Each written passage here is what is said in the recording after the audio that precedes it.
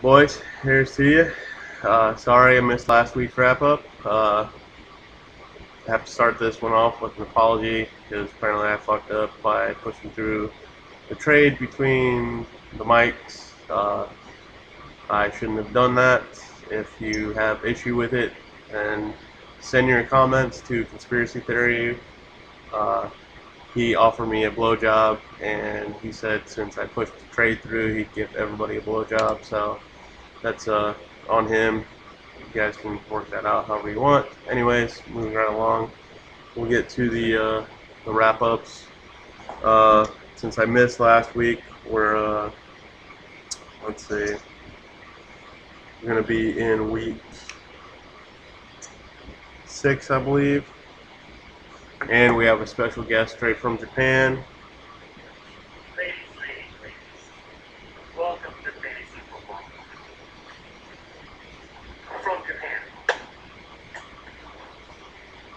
So Nate will be popping in here and there to put in his input. Of course, in week 6, we started off with a battle of Winston and Joe. Winston's team's terrible. Joe killed him, 114 to 67. I don't know what else to say about that one. Then we had what was it? Fantasy Football U versus the FFL Queen. He actually showed up, put up the high score of the week, 145 to 71. Feel free to chime in anytime.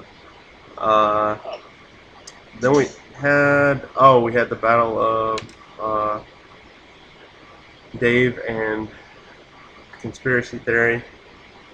Conspiracy Theory didn't win, big surprise, and Dave took that down 111 to 91.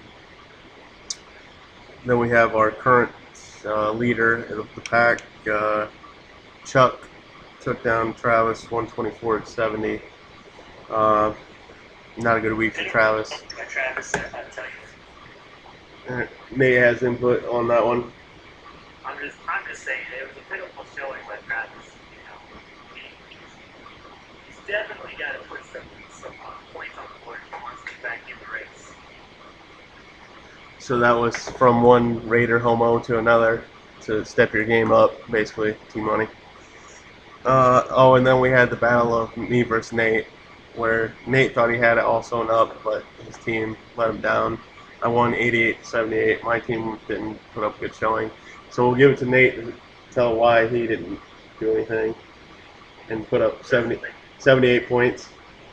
I had a viable excuse with RG3 on the bench, and he decided Yeah. to show up. Uh, I can't go because, shit happens. But For everyone who doesn't know, RG3 probably had the most points that week too. So yeah, I give it to you, David. Tip of the hat. It was a tough loss. This week is going to be my redemption. This slump stops here. So that was week 6. So we'll move on to week 7, where we had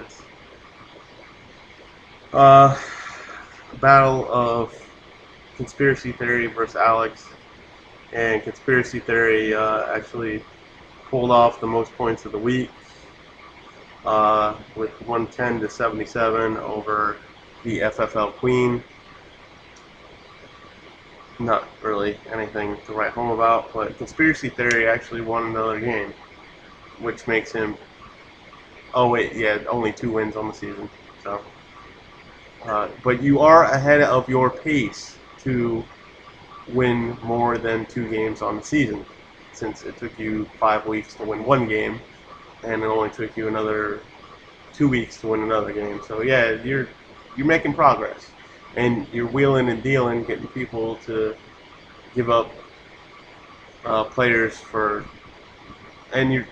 Giants, which I'm surprised that you're trading away your Giants players, since you're a huge Giants homo, and basically if you met Eli Manning in person, you would suck his dick. or have his baby or something. I don't know. Anyway, well, Nate, did you have anything to add to that, or? No, not really. He definitely needs to, his third, fourth win to make his 500 season dream come true. But honestly, I don't think it's going to happen. All right, so we'll move along to the next. We had Dave versus Winston. Dave took it down 96-85. Not a huge, nothing huge there. It's, good win for Dave, bad loss for Winston.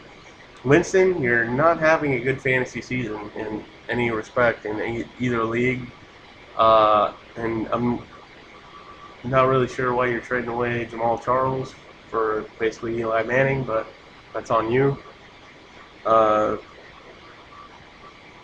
Your team sucks anyways, but okay.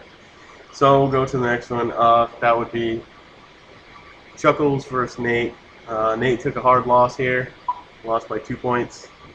Would you like to respond to your? Here in Japan, I'm the whole day and a half ahead. I'm sleeping. I went to bed ahead 105 to 100 points, and all of a sudden I wake up and I'm down 2 points. That's just preposterous. But I did leave Franco up a bit. Bad mistake on my part. All I have to say is I'll see you in the playoffs.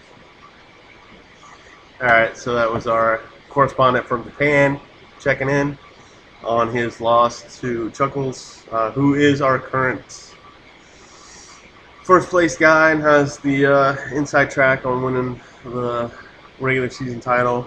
Then we got the battle of father-in-law versus son-in-law.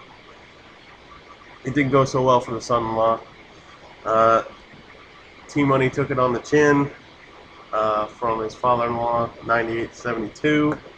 That's a rough one, but shit happens.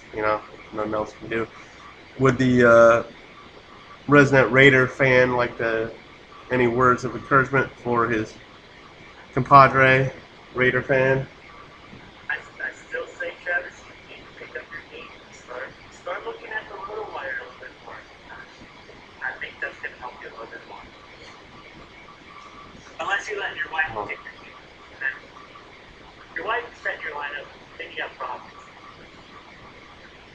That's true. Travis is only,